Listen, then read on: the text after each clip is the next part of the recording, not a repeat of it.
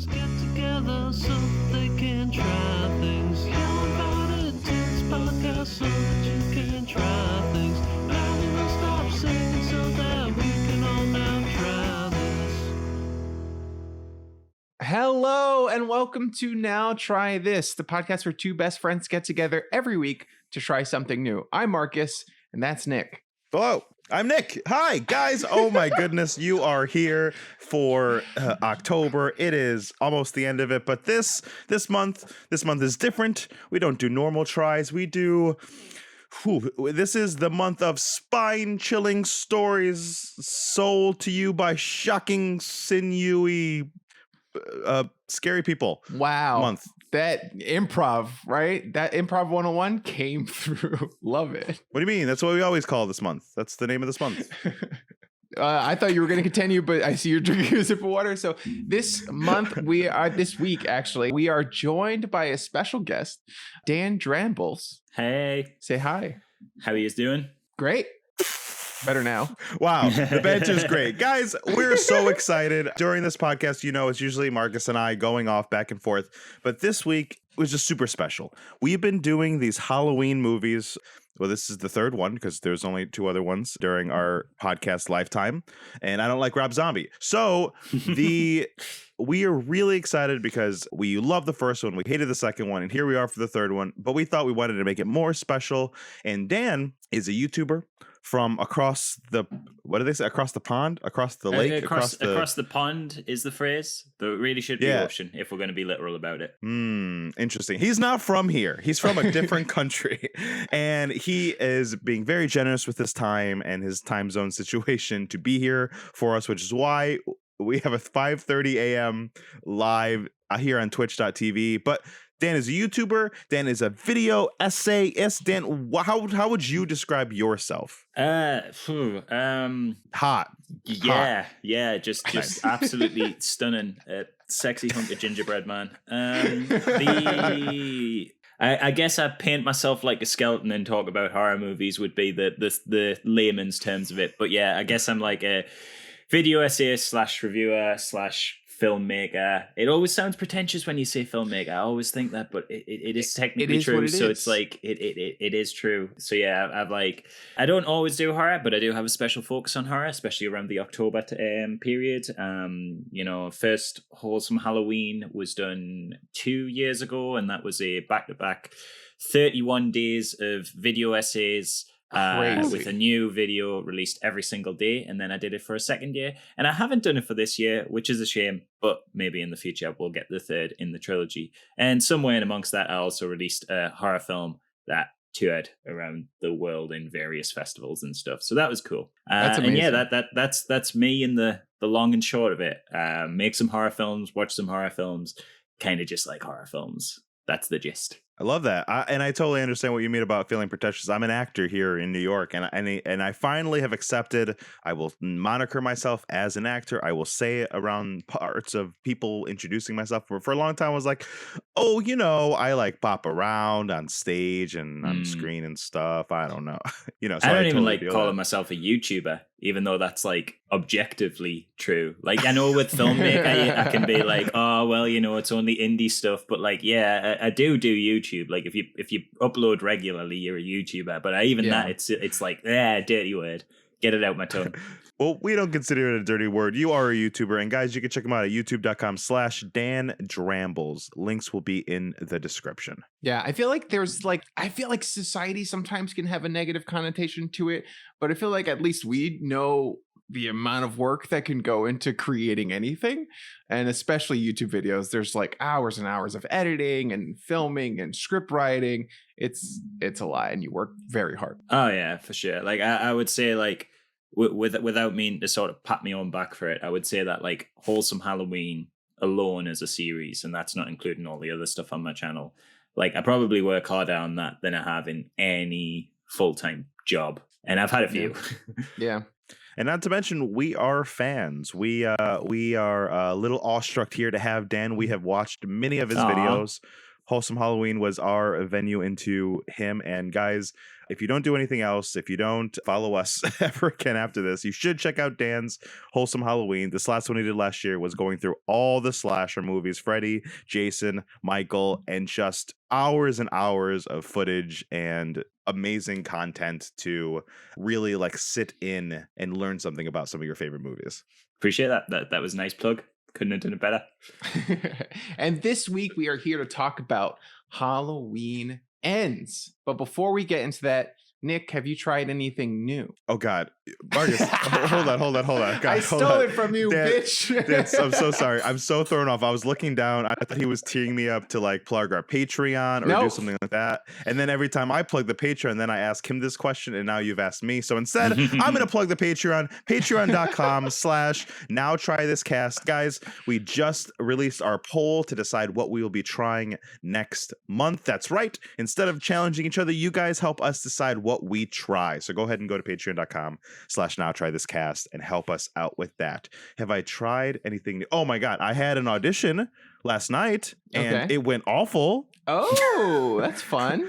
What was it for? Man, well, just to loop Dan in here, I mostly what I do here in the city is improv, and I had a big musical improv audition where we make up musicals on the spot and everything. Wow. And I've been a part of this company for a little while, but COVID's messed everything up, so they deleted all the teams, and everyone had to re-audition. And my man, the talent in that room was blowing off the roof, and I was there doing nothing. It was an awful. I'm sorry. It's okay. I got paired off with the only new person in that group, and I kind of kept doing the thing where I was teeing them up, like, "Oh my God, here we are in this small provincial town, and there's nothing to do." And then she was just like, "Yeah." You're right. Oh, There no. is Like, "Oh man, shit really has to like happen for let's tear this shit down." Yeah.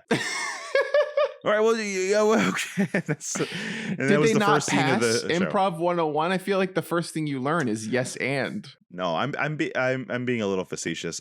They were a little nervous, I think, but again, if I'm the seasoned vet, it should have been my job to push the scene to somewhere else, and I was too nervous to do that. So we'll see how it goes. It's understandable. Dan, I'm going to pass the question off to you. Have you tried anything new? Tollywood movies. They're pretty cool. Oh, did you watch RRR? I certainly did. Hell I mean, yeah. I say that's like, I don't know how recently the "Have you tried anything new" questions apply. It was a while ago, but yes, I did watch the Tollywood, absolute amazing, bona fide modern masterpiece that is RRR. Yes, we absolutely fucking loved it. It was so good. Incredible. We did it here on the podcast, and the Tollywood community came out. It's our most downloaded thing ever. Our episode. Well, now that I've mentioned it, you've got an excuse to put it in the tags and get that sweet algorithm juice. Hell yeah. Honestly, That's true. 100,000%. Okay, well, Dan, Marcus, RRR. what have you been what have you tried that's new? Me? Why do I have to be in this? Because you made us answer the question. Okay, well, look, I have recently been watching sports ball. Love sports now. I'm a sports boy. Shut up, really? Yeah, I've been watching American football. Why? Here's how it started. I was on a flight to Florida, the worst place in all that of was America. That was the first thing you did wrong. You would try to go to Florida. I flew to Florida, and there was a bunch of Bills fans, Buffalo Bills fans, on the plane flying from New York to Florida to support their team. And I was like, wow, that's a lot of dedication. It was like full of Bills fans. And then they were there. They're having a good time. They were very friendly. They were very polite. And also, they lost that weekend, and they were very polite about it. They were very kind. They were the one thing that Buffalo mean. Bills fans are used to is losing. But they lost to one of the worst teams. Years.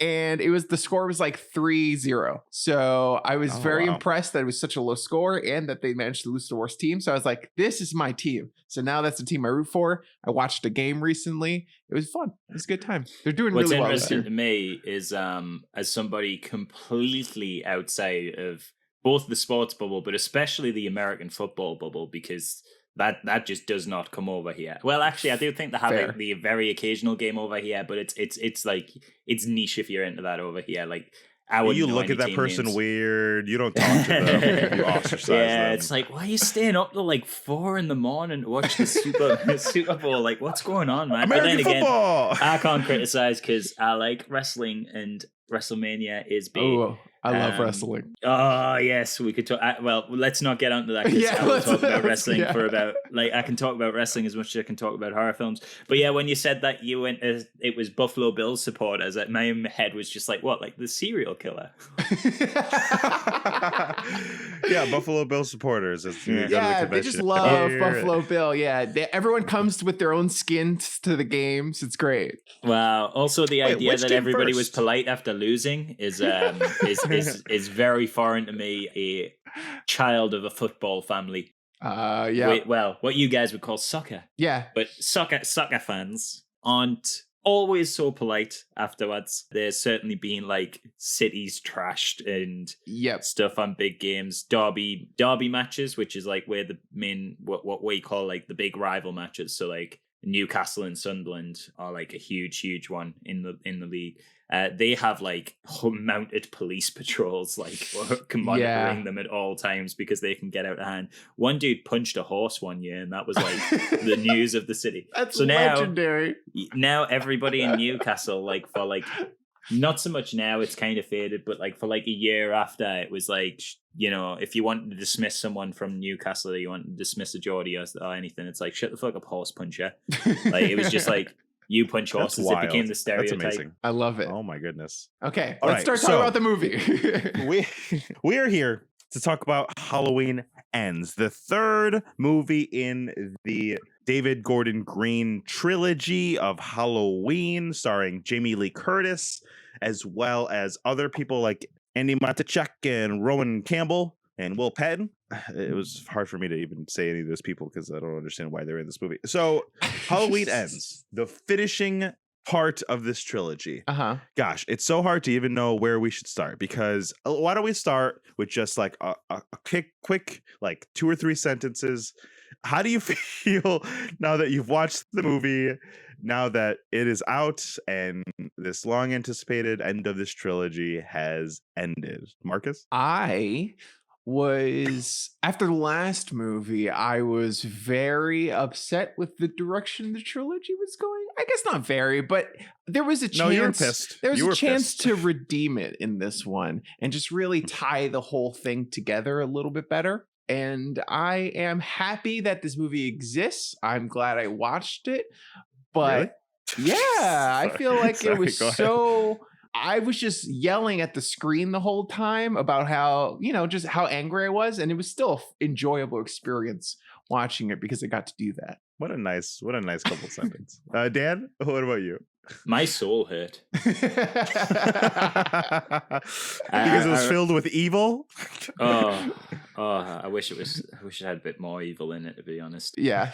It's I was screaming. I was like, why are you doing this? Not like as any of the I characters, was just screaming like too. Yeah. the creation of it. Some of the dialogue. Metatextually, it was. I doubt this was the intention, but metatextually, it captured a very important vibe in slasher history, and that was the period in the 90s where they gave the fuck up on slashers and they were just churning them out because it was quick, easy money. It felt like a Halloween 5 or a Halloween 6. Yep. It felt like I agree. Nightmare on Elm Street 5. It felt like Jason's Friday the 13th 7. Like it was what? Oh my god! I kept turning to my partner and I was like, Jason Goes to Hell. I kept turning. Yes, I turned to my partner. And I said, "This feels like Jason Takes Manhattan or something. It just feels like a sequel that we didn't need at all." And it felt like the whole time they're making it, the whole time I'm watching the film, I'm like, you're not forced to make this movie. You just don't have to make it. Like that was also an option. Yeah, it should have just ended with 2018, and then that was a perfect ending. And then they just did 2 more films. And after Halloween Kills, I was like, oh, that was disappointing. But you know, we've got like the big finale's the one where they're gonna, you know, push all the effort into, and I was wrong. It was worse, significantly worse.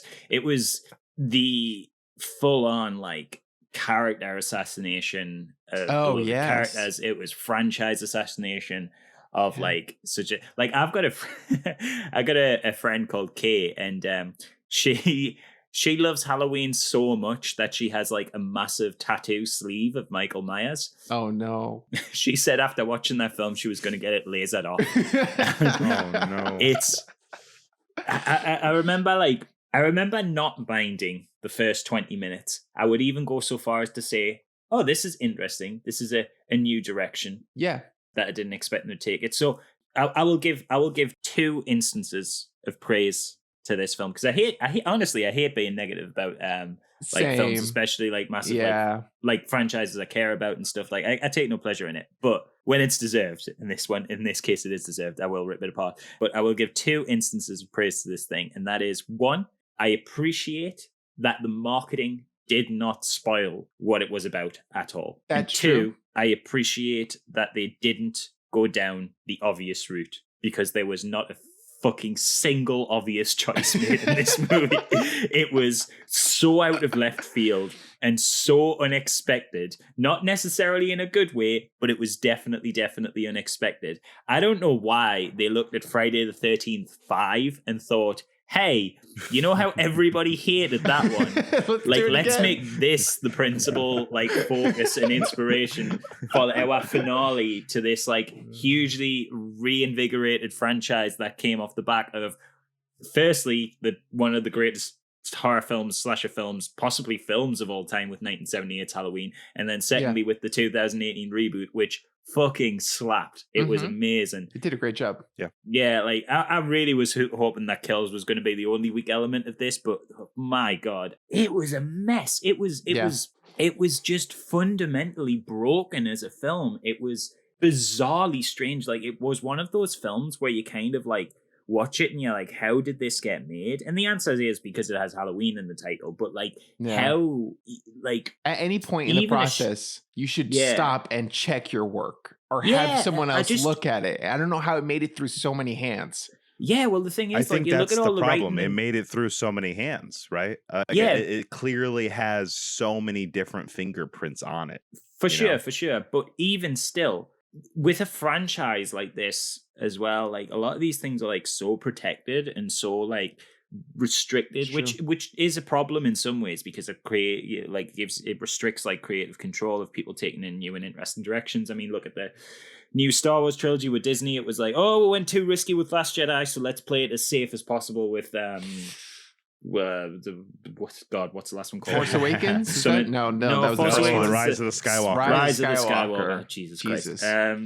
But yeah, you guys couldn't remember because it was a bad film. Yeah, I deleted it from my memory. Yeah, but there's this kind of like overarching control, and don't get us wrong, obviously Halloween's nowhere near as big as Star Wars, it's nowhere near as controlled as the MCU, but there's still definitely like an overseen aspect of it that someone somewhere should have like stepped in and went, guys, what are we doing? Like, look at this script, look at this mess. Like, and don't get us wrong, like, because that's the thing, it absolutely has everybody like loads of fingerprints all over it, because you can see that there is like the attempt at like 7 different themes in this movie is the core theme. Weird. But then none of them are explored in full. Yeah. None of them are really developed. But there's all of those hints of ideas there. Yeah. It felt like a betrayal of the original themes too. Like, the first movie, like you said, slapped. It was so well done. It had a bunch of like really solid thematic elements. And then this just felt like, let's throw that all in the trash and just come up with a bunch of random shit and see what happens. Okay. Yeah. So for those who haven't seen it and don't mind it being spoiled and just need to get up to speed, the main sticking point for a lot of people is, and I get why this is a problem for a lot of people. However, I will make the argument that it could have been done well. Michael Myers is not really the killer in this film. Not really. He has far less screen time than a random new introduced character called Corey. It's Corey, right? Yeah, Corey. Yeah, Corey. Yeah, sure. Corey is babysitter who, while watching a kid, accidentally kills him due to the kid locking him in a room, and then he kicks open the door to get out of it. Kid falls down the stairs. and it's a total accident, but he gets labeled as this kind of social outcast within the town, and everybody's scared. Hold on, of Dan. him. I gotta stop you because this beginning of this film was wild. Okay, Yeah. This movie starts first of all with a narration, which is awful. God, it's about the evil in the town. A very is phoned taken. in narration, by the way. Yeah. I don't know if you noticed It that. seemed like Jamie Jamie. It seemed like she recorded that after the movie was all done filming. She already knew the train wreck it was, and then the director was like, "Oh, the studio thinks we need to add a little something." She's like, "Whatever, fine. I just want to be out of this shit." But it starts off. And it feels like really weird and campy. We're in this big house.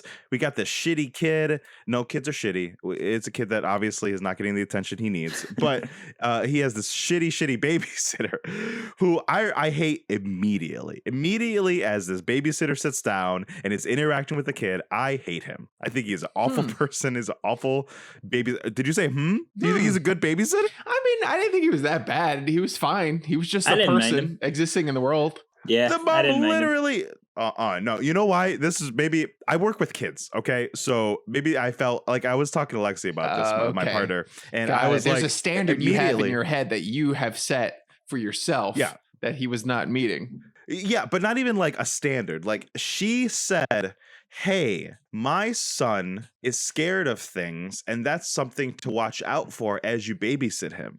And the babysitter's response was like, "Nah, kids be kids, whatever." It's like you're telling the mom not to worry about the things she's telling you to worry about as you babysit her child. I'm sorry. I am 100% on his side because not because of what he says there, but because he puts on The Thing, and that movie fucking rules. So that's a all good is movie. forgiven. All is forgiven. No, that's a good movie. I was worth it. No. That's how most people watch their first horror movie. Someone just puts it on, and you're like mesmerized by it. Wait. Is this why you're both fucked up? Oh, I get it. This is like one of those like trauma bonds. Trauma. Like you guys are connecting over the shared. We're gonna look into Michael Myers' eyes later and see each other's souls and past. Oh my god! Here, okay. I feel like we're gonna get into that part later, but look at Michael, and I'm like, yeah. Let's go, Nick, or Dan, whoever wants to take us through the plot. But we can go through the plot little by little. I just want to finish this opening. I just want to finish this opening because the opening is the only wild part for the whole film to me. It's the only part we're talking about. Everything else is shit. But so as this kid comes up and they do this whole thing where it's the door and he kicks him up. What were you guys expecting to happen? Like, I thought the kid was going to get hurt. I thought maybe Michael was going to come in and something was going to happen. But this movie, straight up in the first 10 minutes, kills a child. Yeah. And I had no idea where it was going from there. Annoyingly, I expected that, but I don't know how much of that was informed by seeing those shitty Halloween spoilers out of context memes. Because I saw that. I saw one on Twitter where it was like, you know, the famous iCarly clip where Gibby, like, I don't like iCarly, but it's besides the point. There's like a famous meme from the show where the character Gibby just falls from the sky and it hits the deck, and I was okay. When they were like setting up with the big tall staircase, because they foreshadow that when he like looks up and it's like, oh, what's gonna happen with this staircase? I was like, oh, the kid's gonna fall off that. That's what that meme was referencing. But I'm not sure how much of my expectation was determined by the meme versus by the look up at the stairs and like, ooh, these stairs are gonna be important. They telegraph a lot of stuff in this film. I feel like they're like, so which is fine. It's just fine. I think that's absolutely fine. It's in practice, it's actually good to telegraph those things when done well. I mean, a perfect example. Done well. Yeah, perfect example. Film I just rewatched recently, Final Destination 5, which, controversial hot take, is the best Final Destination. Don't care what anyone says. Yeah, 100%. It's the best Final Destination. I will make a video one time making that argument. Good. One time instead of like 3 or 4. 6 videos about Final Destination 5. I mean, there probably will be 5 videos about Final Destination because there's 5 films, and then if the 6th one comes out, there will be 6 videos. So actually, your number is spot on. But the Final Destination 5 has a scene where they There's a gymnast on a. You guys have seen it, yeah? I No? think I so. saw all the. They I've do all watched bleed all of into them, one. but I don't remember all of them. Okay, so Final Destination 5 has the one where there's a death with the gymnast, and there's an upturned nail on, like, you know, those like wooden planks that Yes. are elevated that they can do cartwheels and stuff along. I'm probably insulting a lot of gymnastic minded people here because I do not know the correct term. Well, we do have a lot of gymnast fans. So yeah. Oh man, I apologize to the gymnasts. But yeah, and there's an upturned nail on that surface, and she's doing fancy gymnastics and cartwheels and flips and stuff. This. And it's there, and it's obviously very, very, very telegraphed. Like, someone is going to step on that nail, but it's not the person you expect to step on it that steps on it. And so the telegraphing actually adds to the subversion of expectation, despite the fact that it literally goes, hey, look, this is going to happen. Yeah. It still surprises you. So there's definitely ways to telegraph things. And obviously Chekhov's gun, like it's a very important literary aspect. Like Shaun of the Dead is not the same film without that shotgun above the bar that gets mentioned in the first act. It's like, it is important to telegraph things. But yeah, this film, like you say, it like literally says, this is going to happen. And then it happens exactly the way that you just been told it's going to happen. Every time. I feel like also like there's like what is it called? Social unconsciousness, whatever whatever thing in the world that exists, that we all have watched horror movies. We all sort of have experienced horror movies. So we kind of know what to expect. And I feel like a lot of good filmmakers will just use that experience that we all kind of have shared to then subvert and make interesting horror films. And this one, just like you said, telegraphs it and then immediately does the thing we expected. Yeah, like with no delay. It's like, this will happen, and then 5 seconds later it happens. Yeah. Oh, God, this film's so bad.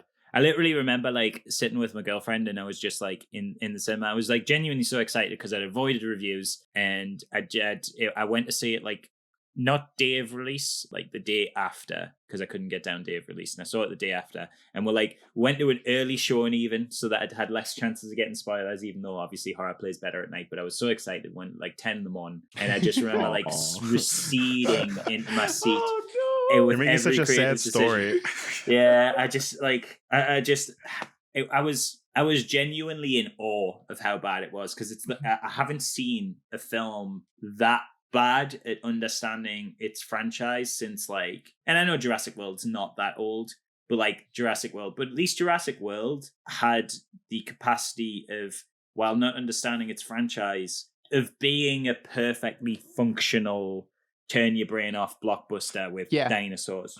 Yeah. This had all the bad elements of Jurassic World and Rise of the Skywalker in terms of like absolutely franchise destroying character assassination, but multiplied by 10, and then was also a terrible movie on top. Like if you file, like, loads of people are making excuses for it, being like, oh, this film would have been perfectly great if you just filed off the Halloween and called it something. No, absolutely not. This was a bad film, like, it was. Top to bottom. It does not matter. It was a bad film. If you remove the Michael Myers branding off it, it's still bad. It thematically contradicts itself multiple times. It doesn't know what it wants to be. It has absolutely no tension for a horror film. Like, I am not particularly easy. Yeah, I am not particularly easily scared by horror movies, but I'm maybe not the best metric for it. Just through there wasn't even desensitization. There wasn't even a jump scare. There wasn't even a bad jump scare. My partner is so scared of scary movies. She didn't jump once. There wasn't even an attempt at tension. Like, I feel like you compare this to like Halloween 2018, which, same director. Like, that's Halloween crazy. 2018 has that incredible shot, which again doesn't use jump scares. It's just pure tension. It's the one shot, the really famous one shot. You see him come all the way around and follow him, and he goes in the garage and stuff. It's a hammer or something. Yeah. And then the kill happens so sort of off screen, but kind of then comes into the screen. Amazing, like genuinely great directing, genuinely tense, genuinely like nerve-wracking. And then there was just like nothing like that in this, just nothing at all. There wasn't even an attempt. It was just the way, like, I could sum it up is none of the characters acted like people, and things happened for 9 hours. Yes. 90 minutes. That's a great way of putting That's it. Yeah, none of the that's characters, really none of the characters feel like people, At all. and just things happen, and They made none of the things are weirdest connected. choices. none of the things seemed connected. It was just things happened for 90 minutes and then the credits rolled. And it was I'm going to baffling. disagree with you about one thing. Okay. One time that I think a character acted and I was like, you know what? I want to see more of you was when Will Patton was trying to flirt with Jamie Lee Curtis about cherry blossoms in the grocery store. Yeah, I was like, no, you know that was what? cute. That was It was cute. cute. Patton, It you're was cute. Yeah. That was cute. It was That was awkward, it. but a way that I could relate to. I felt It was I a like, charming I In am a way also that they awkward. both ran away from Michael Myers and have almost been killed multiple times. Yeah, it was charmingly awkward and felt sincere, and it's the closest the film ever gets to becoming human. I also didn't mind it when Corey and Allison have a first date. I think they're very quick to be like, she's just like immediately obsessed with him the second I he had a walks in the hospital. That's the huge biggest problem I with had with the it. movie. Yeah. Oh, Corey That and was Allison were the terrible. unrealistic thing. Yeah. But yeah, Immediately, their first date is cute. You're right. Yeah, the first date Yeah, that was cute. is like super cute and the dancing, and I was like, this is before everything goes to shit. So I was like, I don't mind this. Like, I want to see where these go. This is kind of like, I'm not sure what they're doing with it. I'm not sure like what they're trying to say. I'm not sure like. But you need is it characters to about- kill. You need love interest. So we're like, okay, here's flesh out the world. Give us some Wouldn't people. it be yeah. much more interesting if he was a character of redemption and he was the thing that helped kill Michael in the end, and Michael I was still said the the enemy? same exact thing. I said Yeah. when I was watching the film, as soon as the kid died, I turned to my girlfriend and I was like, he's going to be the new Michael Myers. They're going to like spend the whole movie making him the new Michael Myers. And then later on, as it was going on, I was like, you know what? Maybe they're going to subvert that. And maybe they're actually going to have him redeem himself, which I think thematically would kind of fit more, right? In 2018 with as everything well. with 2018. Yeah. And it also makes Michael more special because he's more specifically evil. And this is the thing. You've kind of got him as a comparison point of like, this is what evil looks like. And this Exactly. is what a bad place and a bad time looks like. And this can be redeemed while this cannot. And there's so much more interesting things you could have done with that. But yeah, it was just went down. Hey, he's going to be the new Michael. Yeah. Oh, God. I Also, hate like it. back to sticking along the same theme and how that would have been a better choice, like the community aspect of the whole film that they're trying to do, especially with the Halloween Kills, like the It community contradicts Halloween Kills. Exactly. The community could have come together too, right? Like Mhm. come together, help this kid so that way he doesn't become another Michael Myers. Yeah, and then that retroactively makes Halloween Kills a slightly better film because Halloween Kills is then the setup for this. So Halloween Kills' central thesis is, mob mentality. When a community comes together and for the purpose of hate, it creates this. I mean, don't get us wrong, it's not communicated well in Halloween Kills, but this is the kind of central thesis. It's mob mentality, they came together through hate and it creates this horrible, like, violent community, radicalization, etc. Then you have the antithesis of that film with the next one, where it's like when the community can pull their act together, when we can lift each other up instead of using huge numbers to push people down, we create heroes. And that is the way, because Halloween Kills, you couldn't stop the villain through this communal hate effort. But when you elevate somebody, you've got that extra person on your side, and then that is the way they eventually kill Michael. That would have made Halloween Kills make more sense as part of a trilogy. That's something else as well. This does not make sense as a trilogy. Like, taken as a standalone film, it's terrible. As a trilogy, it doesn't make sense now. It literally doesn't work. Not just because, like, thematically they contradict, but also, like, just...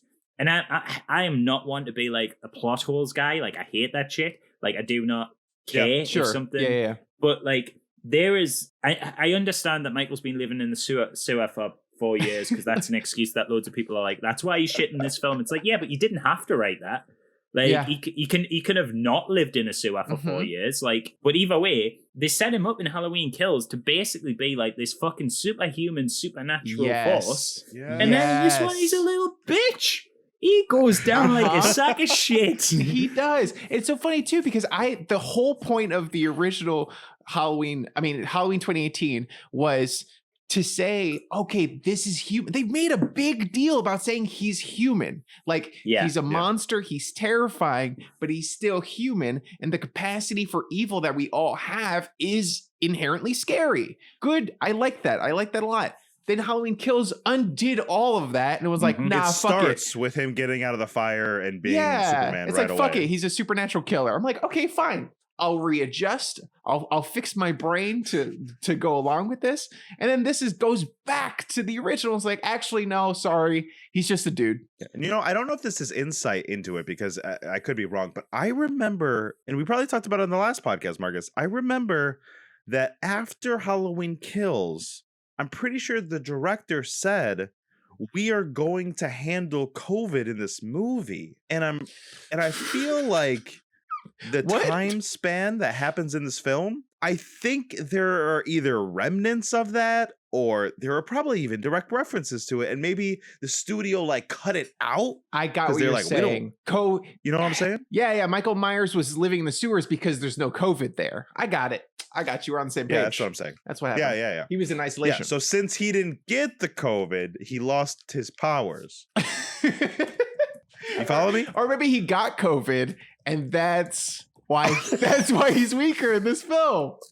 Oh, Michael's an anti-vaxxer. I got it. Oh, full circle there. Great. Yeah, that's what happened. This is propaganda. Okay, what? I didn't derail you, but I'm pretty sure he said that. I'm pretty sure he said that, and I'm pretty sure that happened in the script. And there it looks like, because I'm sure you guys feel the same way about the movie. It feels like the script went through 16 changes as they were filming it, right? Like there's clearly every time it changed themes is when another writer or another studio exec or the director got back a hold of it and like tried to swerve it back to where it went. I have a feeling that the last like whole, like I wouldn't be surprised if Laurie didn't have like one final battle with Michael, and then the studio got the script or got the final item. He's like, "What? Laurie has to fight Michael at the end." We've been advertising it for 5 years. Like that's what we're getting to. And if you don't put that in there, the movie's dumb. And the director's like, "Fine, I'll put it in there," which is why it feels so bad. Like, why couldn't that fight been cool? Like we've been waiting for so long. Yeah, I guess we could talk about the Laurie fight now, but yeah, that was not handled well. Oh, Dan left. I wonder if he is experiencing issues. No, he really hated your take on the fact that you thought the Laurie Strode fight was that's bad. What it is. He thought that fight was the best. We'll give him a second to see if he can come back on. Yeah. As the movie's wrapping up, the whole Laurie character makes no sense, right? Because she in the first film, she's all about survival. She's like Sarah Connor from Terminator. She's like decking out her house. The second one, she's in a hospital bed the whole times. And then the third movie, she's baking pies and writing books. Dan, you back? Okay, Dan, sorry back? about that. Oh, that's okay. I had no idea what happened there. It just randomly disconnected. The internet was like fine as well, but I don't know. I was like, man, that happened during the COVID conversation. For a second, I was like, man, we said something wrong. What did we say to offend him? I missed the COVID. I was in the middle of hearing a rant about the trilogy, like just after I'd thing, and then just mid sentence it just all cut out. Oh no. Okay, we're glad to have you back. That's so funny. I was just saying how originally the director had said that he was going to handle COVID in this newest movie, and it's not there at all, which is why I think maybe some of the like the time skip and the like the holes and like why everything is the way it is there. But it wasn't a redeeming thing. I just was pointing that out. But now we were to be honest, they could have thrown COVID in there because like why not? They threw every fucking thing else in there. Like it's so annoying because like there are like the seeds of like maybe 7 good films in there. Like I genuinely think, you know, a Halloween film about victim blaming could be interesting. Mm-hmm. It's brought up once and then never developed. A Halloween film where, controversially, this is one people might disagree with, but I genuinely think it could work. A Halloween film where Michael Myers takes an apprentice could be genuinely interesting. Could be. A Halloween Hard film. disagree. Oh, okay.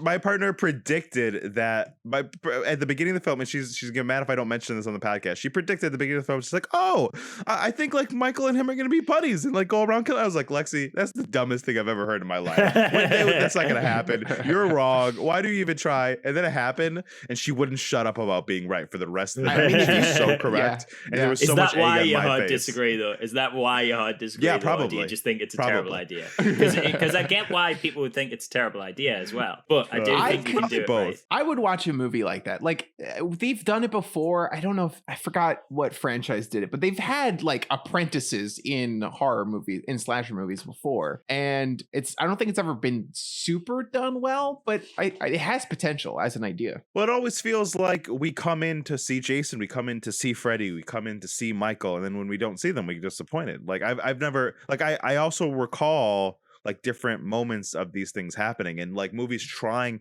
I feel like Halloween like 6 times has tried to, like, at the end of the movie saying, and now this person's gonna be, and then they realize that's them, and then they go back to Michael. It's happened in the Jason movie. Wasn't Corey Feldman supposed to be Jason? Yes, I think so. Yeah, they did it. Yeah. Friday the 13th 4. Corey Feldman kills Jason, and then he like looks at the screen, and then they kind of carry on with that narrative a little bit with Friday 5, because right at the end of Friday 5, Corey Feldman's character, all grown up, like puts on the mask and goes to kill the main lead, and then it cuts the credits. And then Friday the 13th 6 went, no, that was dumb, I'm gonna be the best one, and then just decides that didn't happen. Apparently it's explained away in some like novel somewhere, like this expanded universe bullshit. So because it cuts to credits and doesn't show him killing the nurse, there's a novel somewhere that fills in the gaps and says that the nurse was able to talk him down and bring him back to reality. And then What is the rest of the novel? Like, no, him that's going the to novel. therapy? I would read that That's book. it. That's the novel. That's the novel. It's just it's like a really like experimental like one shot where it's just a conversation. The whole novel. It's like 600 pages of just talking someone down from hell PTSD. yeah. It's really beautiful. I'd read that. Obviously making that up, but the nurse thing's true. But yeah, I genuinely think you can do a narrative where Michael taking an apprentice, even if it makes Michael not entirely the focus, can be good. And I pitched one. I don't know if you remember this. I pitched one in my Halloween 5 video, because Halloween 4 ends. Halloween 4 is the one where they introduce the idea that he's got a niece. Yeah. And Yes. It's kind of dumb, but if you're gonna go with that, Halloween 4 does have like what some people consider like one of the best endings, because it's really shocking. The entire time, Michael is trying to kill his remaining family members and his niece and whatever. But there's like this little touch, this little hint that, you know, darkness is like inherent through genetics and stuff, and it's kind of dumb, but like it ultimately leads to a big shock ending where right at the end they defeated Michael, and then Jamie, his niece, just randomly in like the last 10 seconds of the movie just stabs a man, like just out As of a nowhere. As a child, I remember really thinking that was fucking scary and dope. Looking back, I don't even know if it has merits at all, but I remember being like, oh my god, she killed. So I'm like, she's a killer. I'm like 50-50 on it, because some elements of it I think rules, but then knowing they did nothing with it, I think doesn't really work. There's an amazing bit. There's an amazing bit in that ending where Loomis is just like immediately just like pulls his gun on the kid as well. Like he is ready to pop that kid in the head. And he's just like, no, it's amazing. Which is good and makes sense. Yeah, like it works with his character. It's a real shock ending and all that. But then Halloween 5 happens, Jamie is still in it, and she's just like, she's fine. She's cool. She's fine. She's cool now. Yeah. But I Very, think... very dumb. I think, and I'll not give you the full pitch because it will take us a while, unless he's wanted to, but I will take as well. So I'll not. I think you could have done a narrative where Michael breaks Jamie out of like, I don't know what you call a mental asylum for children, but that kind of like juvenile thing. Yeah. And takes her on as like a weird little apprentice, and you have almost kind of like obviously it's his niece, so like not the romantic element of Joker and Harley Quinn, but kind of a Joker and Harley Quinn thing where he's like the dangerous evil maniac and she's just like a kid that's just like playing along and just thinks it's all like really fun. And like I had this idea where like, you know, she could help him with these killings because she could knock on the doors and be like trick or treat, and then he walks in like when the van's at the door and they see that there's a kid there. There's things you can do with it. So all in all, long and short of it, watch the Halloween 5 video for a pitch that I think is good as to how you would do the apprentice killer. Also apprentice killer could work, and so could victim blaming, and so could infection, evil being infection work, and so could basically all of the themes that they almost touched on a little bit. But not all of them. Not this weird mashup thing that they got. Speaking of Joker and Harley Quinn, I thought that's kind of where this movie was going a little bit with Corey. Oh, you thought Allison was gonna kill with them? Yeah, I thought I thought they so were too. going towards that, especially when they showed the doctor and the nurse after she got the promotion, and she was obviously sleeping with the doctor to get the promotion. Yeah. I thought she was gonna come in and kill them, and they were gonna sort of like bond over that. Yeah. And So I wouldn't have liked it more, but it would have made more sense. Yeah. I thought. That would have been more interesting. And then equally another theme that would have been interesting as well that again wasn't explored is this idea of like the fact that Allison like goes for Corey, like that he becomes her own boogeyman, like he becomes, and it's that kind of like how trauma is carried across generations. But obviously Corey never threatens her once. Corey's chill with her. Corey never because we get this. We get this interesting scene, which I was laughing out loud when Jamie is watching Allison and Corey go up the stairs, and then you also see that Michael Myers is watching them go up the stairs. I was like, look, it's a proud parent. They're trying to show that this is the next generation. Yeah, that's like so there's something in that as well. There's something in this idea that Laurie's trauma is so inherent to her character that she's literally passed it down to her daughters across generations. And now they will, seek out those relationships. Relationships is a funny word for it, but it kind of makes sense in this context. They will seek out those relationships because they only understand men through gratuitous violence and darkness. And so they gravitate towards that, even though that is the kind of man that has caused their family like untold amounts of grief. And I thought that was interesting. And they didn't do anything with that either. You could name so many themes that just also go nowhere. loops back to the first movie, because the whole first movie was about generational trauma too. It was about how she passed the trauma down to her daughter, and then it passed down to the granddaughter. It would have been a nice little like bow tie on this trilogy. Also, what was with Encanto.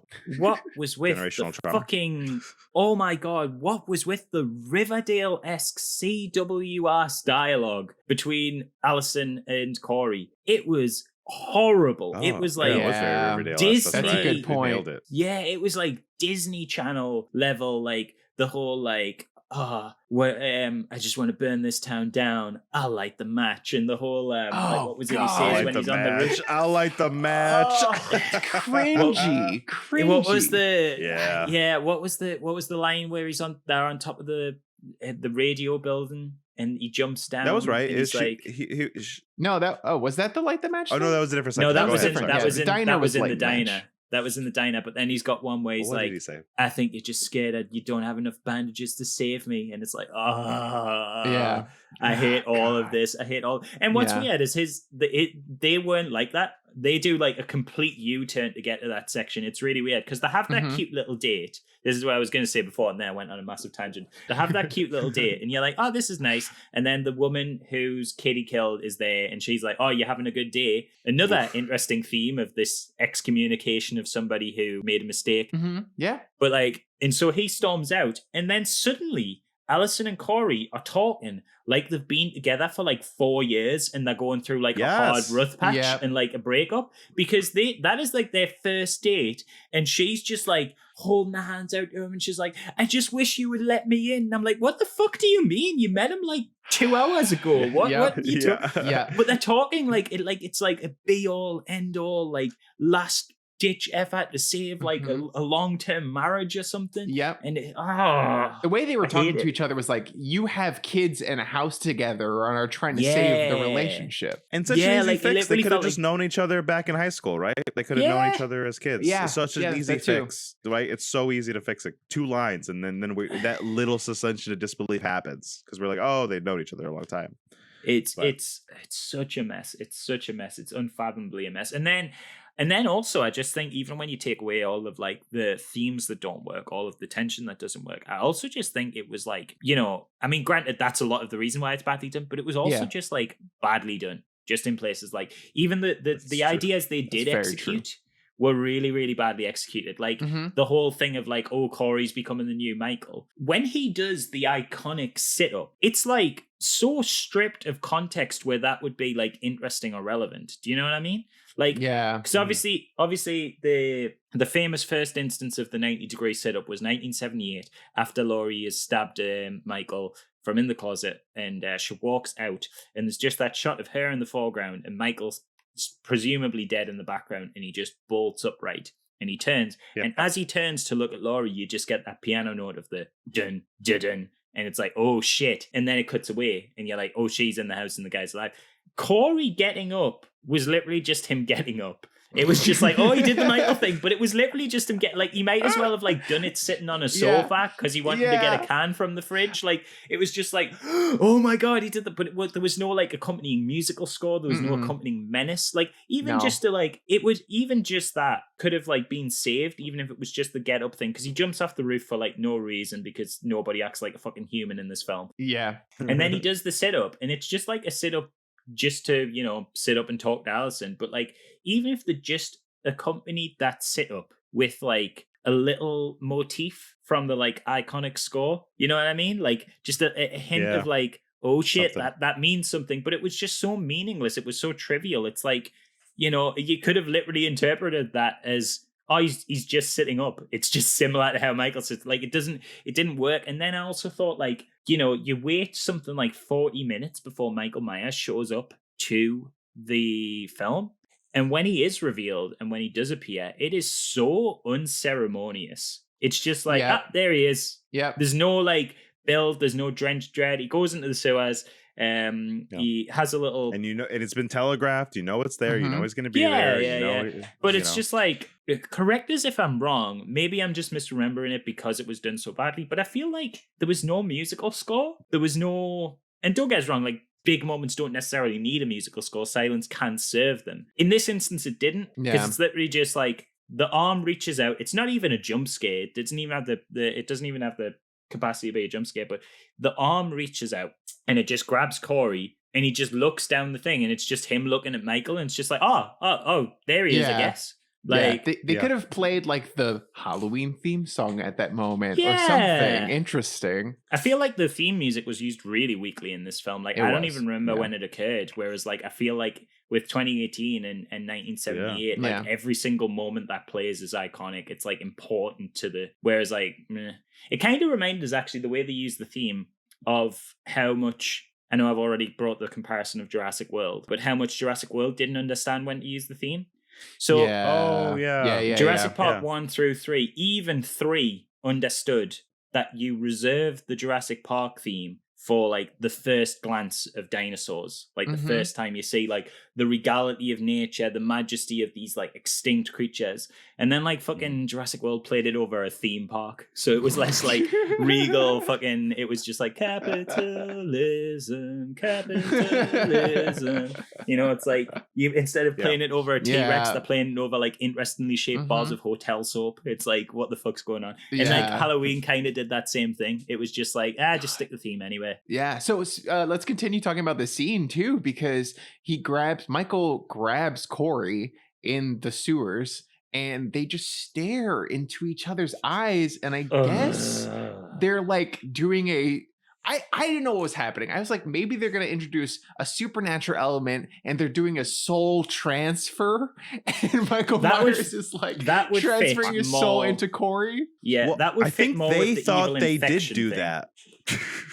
Oh, see, I read it as I read it as Michael looks into his eyes and sees. That's what I read it as too. Darkness within him. Yeah, and that kind of was cemented for us by Mr. Exposition, who drops in later, where a character just shows up to be like, yeah. When I saw that kid, he was a really nice kid, and he has like, it's just Laurie. That was so dumb. It was so bad.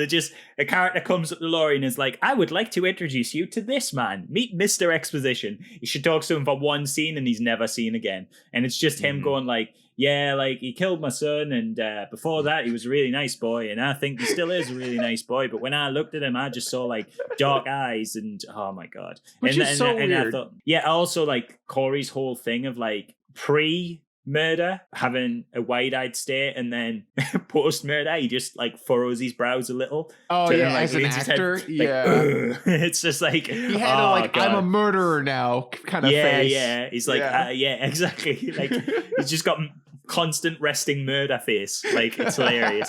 In his defense, like what else could he do with the script? Right? Okay, Like, hold it's- on. No, Nick. no, I'm not. you're not murdering criticizing the Everywhere, actor. everything, everywhere, all at once. Okay, the amount of Yeah. eye acting that was happening with just this right here. Okay, out of this world. He could have taken some lessons from that movie. Well, that is fair. Here's my thing about this film. Like, I think you guys are right. I don't really relate a lot to this like new killer and the transferring the like looking into the eyes, but I just like I have a question because I don't know the answer because you guys are more horror movies people than I do, and I know I love horror movies. I know I love slasher movies, but I don't know why. What do we want out of a Michael? Like, can you, like, Dan, you mentioned that maybe they could have an apprentice. And then, Marcus, at some point you mentioned that, like, you know, transferring the power, like, isn't necessarily a bad idea. But, like, do we want that? Like, No, do I we didn't want say- Michael to didn't say just be a transfer the killing power. machine? Yeah, okay, so I didn't What? say, I will clarify. I did not say transfer of the power was a good idea. I said it would have fit more with the theme of infection. Oh, no, But I yeah. thought Marcus had said something about. I mentioned it, but the I passing of also the did not torch. say it was a good idea. I didn't say. I just saying it could, like, it was anyway. Focus on the point. Okay. The point is, Okay, what do we what want for is Michael? Michael supposed to be? Like, it, like, God, what do we inform want me, from like, Michael? Okay. Michael's Yeah, like, what- Michael's the Terminator. He's a great white shark. Mm-hmm. That's Yeah, what Michael right? is. Yeah. Yeah. Michael is Why is that so hard? Michael is a Okay. relentless killing machine that can't be reasoned with, can't be fought, Mm-hmm. he will just pursue and pursue and pursue. Michael is essentially the creature from It Follows without the creature element of him. He is It Follows in human form. Okay. No supernatural element. He will just come and come and come. and Yeah. you don't understand him, and that's what makes him so scary. Like, nobody knows why he's fixated on Laurie. Is it because she was the one he missed out in the first film? I mean, that's why people hate the whole Laurie is his sister thing that they introduced in Yeah. Halloween 2 Yeah. and then Yeah. abandoned with retcons. It's because it gives him some sort of like explanation for his fixation, but ultimately he's much more compelling when Laurie's just a random victim. Laurie is just somebody picked, you know. It makes us Mhm. think of the Strangers line. I know I'm comparing this to a lot of different horror movies, but I think they kind of like caught this Ooh, vibe. I know what you're talking about. Yeah. So Yeah. have we both seen The Strangers here? Mm-hmm. Nick, Yeah, have you seen The I have seen Strangers? Nope. It's the home No. invasion movie where they wear like the bags on their head. Mm-mm. Okay. Are you bothered about spoilers? No, go for it. Okay, so right at the end of The Strangers, the strangers, the villains of the film, have the protagonists tied up in their home, and they've been like basically pursuing them and torturing them psychologically and physically relentlessly for like the 90-minute runtime or 2-hour runtime or whatever. And then right at the end, I think it's Liv Tyler's character says, "Why are you doing this?" And the only reply she gets is from the girl who's been doing all this, and she literally just says, "Because you were home." And that's like so chilling, because it's like an explanation without really giving an explanation. It's like there is no greater justification than you were there, and so, you know, wrong place, wrong time, you just happened to be the person we killed. Michael's like that and should be like that, and just for whatever reason he's fixated on Laurie with no explanation, no understanding. It's just, and obviously you'll kill everybody else on the way to get Laurie in that, and just also kill relentlessly, but like Laurie becomes a fixation and there's no explanation for it. The most interesting moment of Michael Myers' character development happens in the very, very first film, which they do replicate in this film, but badly. The most interesting moment of Michael Myers' character development is in the first film. He stabs that guy and he pins him to the wall with the knife. Mm-hmm. And it's the only time I think it was Nick Castle who was playing it at the time, it's the only time John Carpenter gave him any direction. John Carpenter specifically did not give all of the Michael Myers in that film direction. He just told them, walk here, stab this, stand here, because he wanted him to feel cold and robotic and without motive. So he only told him exactly what to do. The only time he gave him direction was when he stabs that guy and pins him to the wall. He says, take a step back and look at him like you would look at an interesting butterfly collection. And all Michael and that's does, when we get the little head turn. he tilts his head. Mhm, Yeah. mhm. And that is the most insight we ever get into Michael's psychology that whole film. And it's so compelling because it raises more questions than answers. It's like, is this like art for him? Is this like interesting for him? Is this him having almost a moment of sympathy, almost a moment of regret? It almost feels like a melancholic action. Like, is he contemplating why he's doing this? It just raises more questions. And that was fucking excellent. Yeah. And then they do the head tilt again in this film, and it sucks because it doesn't understand why the head tilt was compelling in the first film, because they get Corey to do the head tilt, but we don't have those questions for Corey. We know exactly why he is the way he is because we've watched him become it, and it's stupid, and I don't like it. That's the problem with franchise films. I feel like they understand that they're supposed to have certain things in the movie, but they don't understand why they were in there originally. They're just like, okay, we have to do the Michael Myers sit-up, so we'll have Corey do the Michael Myers sit-up, even though it doesn't really make any sense. We have to have him tilting his head because that was an iconic Michael Myers moment. Yeah, he'll tilt his head too. It's like, why? Yeah. And also, I feel like there is a interesting, just to say what you were saying, Dan, I feel like 2018, it's so wild because these are the same makers who made this movie, right? Like they made that film, then they made Kills, and then they made Ends. But in that movie, it almost felt like they were playing with that idea of why Laurie, right? I felt like, and I could be misremembering, I paint with my own brush sometimes, but I remember that movie kind of asking the question, why Laurie? And then it kind of says the thing that you said from The Strangers, because Michael only got to Laurie from because of circumstance. Like he was killing tons of people on the way, but he wasn't really focused on her. But because of that one guy who put her in the car to get her closer, and then because of what Laurie did in the movie is what made that final showdown happen. Maybe he was going there anyway. We don't know. We'll never know. But Halloween 2018 also does the exact opposite of what Halloween Ends does, in that it does replicate iconic moments from the first film. Yeah. But it does it with intent and meaning. Yeah. My favorite example is at the end where Laurie drops from the balcony, and when Michael looks down, she's not there.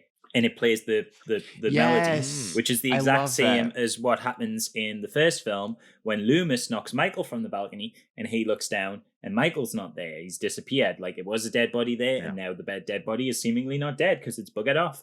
And that is not just a replication of iconography. That is Laurie using actual trauma that happened to her, reversing that iconography and putting it back. That is an obvious thematic transition from prey to predator. That is her using tools of a traumatic event that happened to her, repurposing them for her advantage. And that's a really compelling way to use the iconography, because it does actually mean something, and it means something different when Laurie does what Michael did in that first film. But when Corey tilts his head, it's just well, that's just a dude tilting his head. Yeah. And then Laurie in this movie, she bakes a pie. Yeah, she does. She bakes does pie. That's I didn't mind her Happy character Laurie growth. at the start. I did not mind Happy Laurie because I liked that it. I didn't mind, but she still should have had some of that and they got there later when it was dumb, when she was confronting Corey. She had some of that Laurie-ness we saw in 2018, but and she wasn't in Halloween Kills. She was in a hospital the whole time, so it doesn't matter what she was like in that film. But I don't know how they lost that. Isn't it interesting that both the last films sidelined their main characters? They just chose a different one to sideline. Yeah. Yeah. How weird. That's Especially strange. when there was all that pushback for Halloween Kills. So they were okay, people don't want me to sideline Laurie. Let's sideline Michael instead. What a strange... Was that really the lesson you wanted to take? interested in it. Yeah. It's so funny So too. strange. We were talking about telegraphing scenes, and there's that thing where she's writing about Laurie's writing about suicide, and then she's immediately was okay, I'm going to kill myself now. It was interesting because this movie was so wild that I thought for a second Michael Myers was going to walk in and stop her from killing herself. Yeah, well, there was so many odd cuts. So there was a cut where it looked like Michael was going to be riding on the back of the motorcycle. Did you guys notice that? Yeah, I thought it was gonna run. There's a lot of weird cuts. There's a lot of weird moments where this movie takes so many left turns that a lot of times I just was expecting something else entirely to happen. Well, here's the thing, right? This is how wrong the movie is. Like, I was going to say bad there, but that's not the correct terminology I want. The terminology I need is wrong. Yeah. So I have a friend who went to see it with the aforementioned Kay, who has the Halloween tattoo sleeve. They both went to see it together. And he hasn't seen a single Halloween or Friday the 13th film or anything like that. He's just not a big horror guy. And he loved it, but he has the punchline. Because he thought the Halloween series was the tongue-in-cheek one, and he thought it was really good parody. God, that's hilarious. Oh, no. I love that Whoa. so much. He thought it was really, really Was funny, it a and he scary was like, movie? "I had a great time." And then he was like, and it wasn't until after when he turned to Kay and he went, "Was it supposed to be like that? Like, Halloween's the funny one, right?" And she was like, "No," and he was like, "Oh, really? Are you sure?"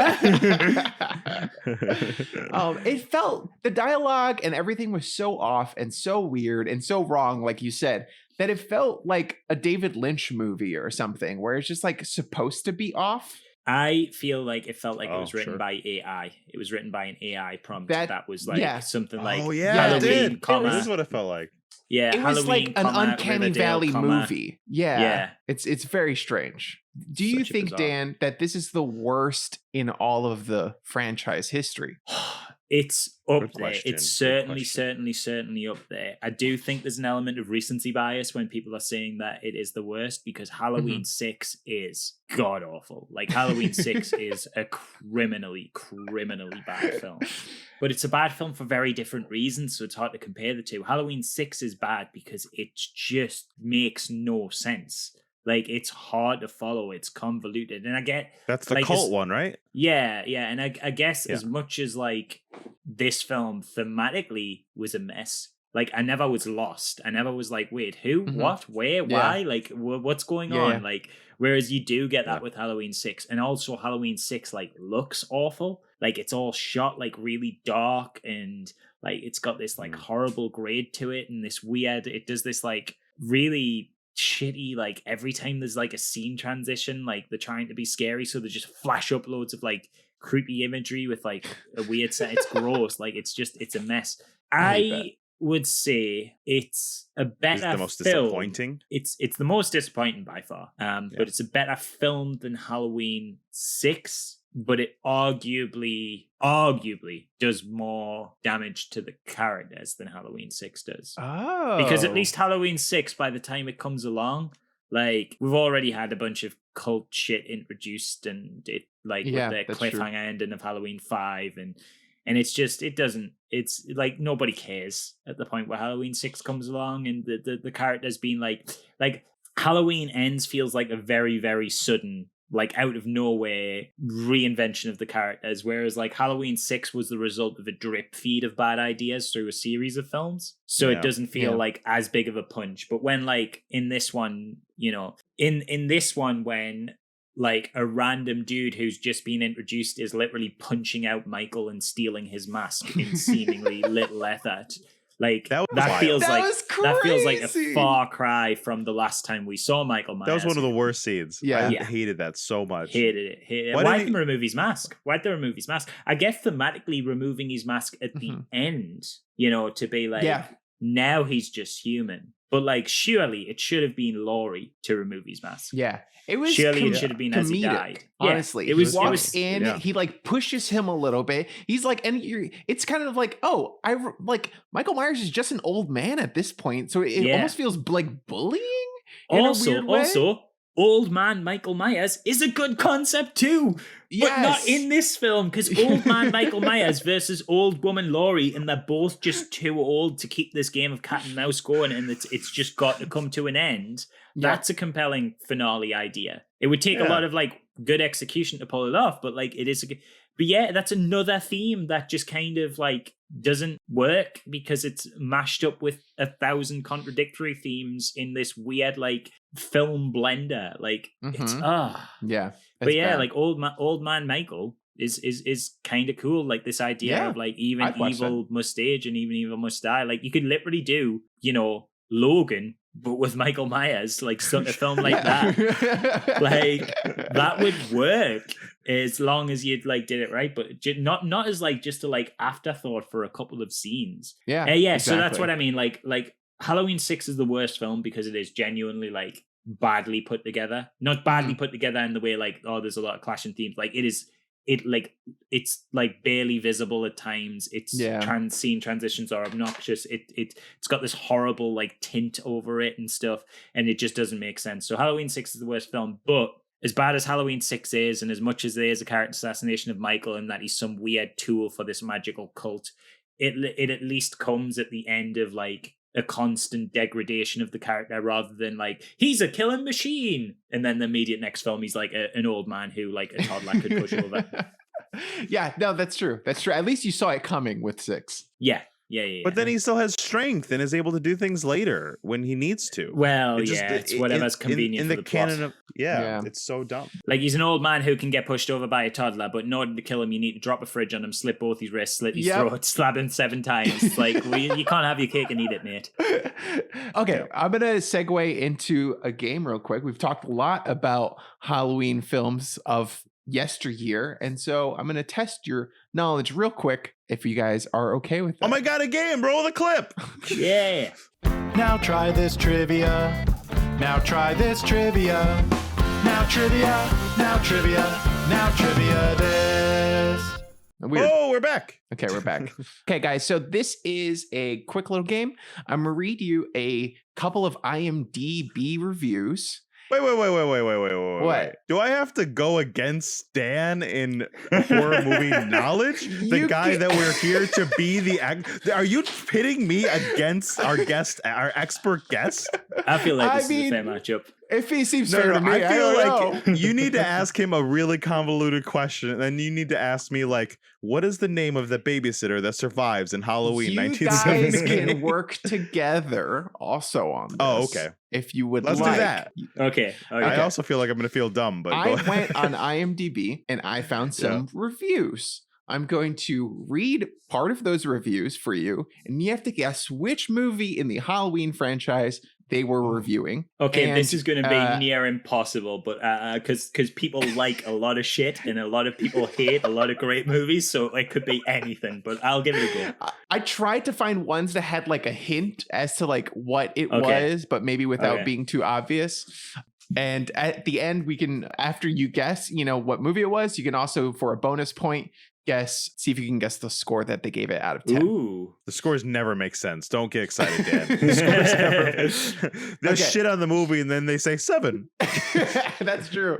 Okay, number 1. This movie can be considered one of the most disheartening, controversial horror films of all time for the sole purpose that it doesn't stick to its title's original formula, disregards everything from its predecessors, and gives us a very deranged, incredible, hokey storyline. Halloween 3. I feel like obviously this is Halloween 3, but I feel like that's bait. Is that bait? Yeah, I feel like it could be bait. I feel like it could be because also you could argue that of Halloween 6, but it does sound You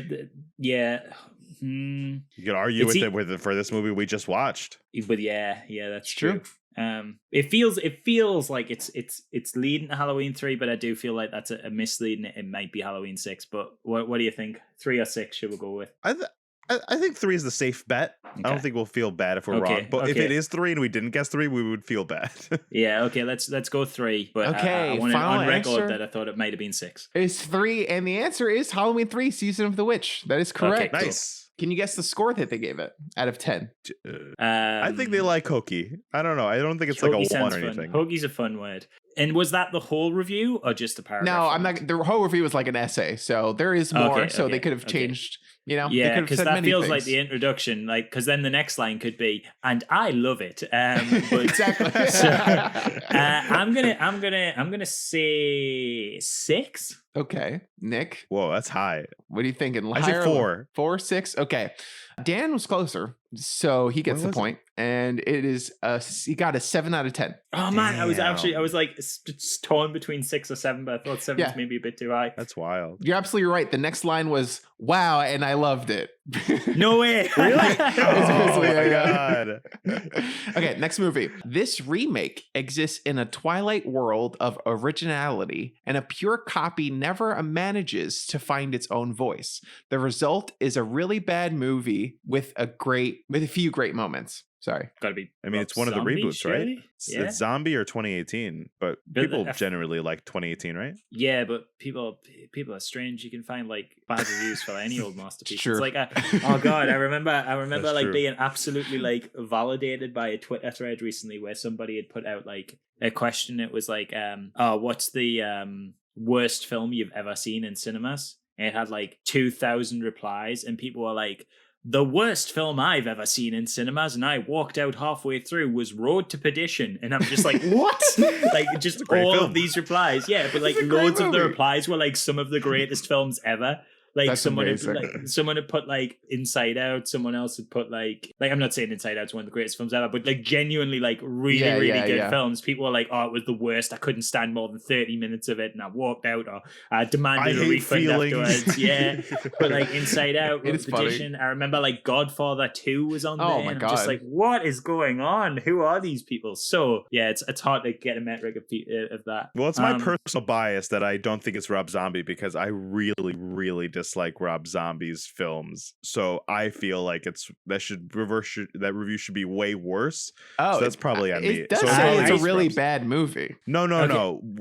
more worse words than just it's a really bad. I, really don't I feel like that it movie. has to be the Rob Zombie one, because unless You're they're probably using right. terminology wrong, it's the only one that's a remake. The other's a reboot. That's true. Okay. That's true. So, Yeah, let's go with Zombie. final answer, Halloween. And you guys are correct. It is Halloween, the 2007 Killing it. remake. Killing it. Do you want to Nice. guess the score they gave it? Ooh, They did say it was bad. 4, 3, Three. 3. Three. You guys got it right on the head. It is 3 out Yeah. of 10. Yes, Nice. That's incredible. I'm absolutely smashing this. Okay, next one. I want Dan to come away from this like, yeah, that podcast was cool, whatever. I won that game, and I for weeks. Okay, in an age where everyone expects the latest thing to be the greatest, this movie is not that, but it zigs where other films zag. For that, I can appreciate it. That could be Ooh. kills or ends. Could be fucking Halloween 4. It could be so many things. I feel like because it's latest, when it says the latest is the greatest, and I feel like IMDb reviews only really picked up as like a format like in Oh, the yeah, past. you're probably right. Like I don't think anybody was like, after watching Halloween 4 for the first time, was like, I better get on IMDb. Like I'm not even sure IMDb existed then. I'm not sure. And so the latest It could be kills, but I implies- think that film doesn't zig or zag at all. That whole movie. People. What have did that movie weird- do? I do don't know, anything. it just made him a mob chasing Michael. big mob killy thing. And actually, can we talk about Halloween Kills for a moment? I'll tell you what a bit that really annoys me about Halloween Kills. So they do the whole like, the guy commits suicide because he's the victim of mob mentality and he jumps out the window. Mm-hmm. And it's like Yeah. it plays like that musical score, and Hate it's it. like, look at what you've done. This is Yeah. so tragic. This is so terrible. And it cuts away. It cuts away before he hits the floor because it's a tragic, sad moment, and he is a victim. This is not fun slasher horror. This is like truly the end result of radicalization and mob mentality. And then it cuts to the fucking twitching corpse, and it's like, Yeah. but look how cool and gory it is. Hated that. I hated that. That was so dumb. If I remember correctly, I think that was Marcus and I's least favorite part of that film. I think Yeah. that was So we were bad. like out for that. Yeah. We were like, we're out. So Also, bad. speaking of not showing and showing cool kills, they did the blowtorch to the mouth thing in this film, and they like kind of showed it blurry in the front and were focused in the background. And I was like, that was a perfect opportunity to show off like your special effects chops. It would have been a We really didn't cool talk kill. about the kills. The kills were not great. Not the great. tongue one was cool. The tongue one was a lot of fun. The tongue one I liked. I like Oh, the tongue I one. literally, that's so funny. I literally turned to my partner. I said, baby, I hate everything about this film, but honestly, the tongue on the record player was kind of funny. I kind of like that. That was funny. Yeah. But it felt like a Friday the 13th kill, not a Halloween kill. Yeah. Yeah. it really did. Yeah, that's a good It point. It really did. Okay, what's your guess for this one? Ooh, I don't know, Dan. What do you think? I can't even remember what we're talking about. It was the zigzag. Zigzag. Oh, the Zigzag. zigzags. Zigs and zags. And they like that.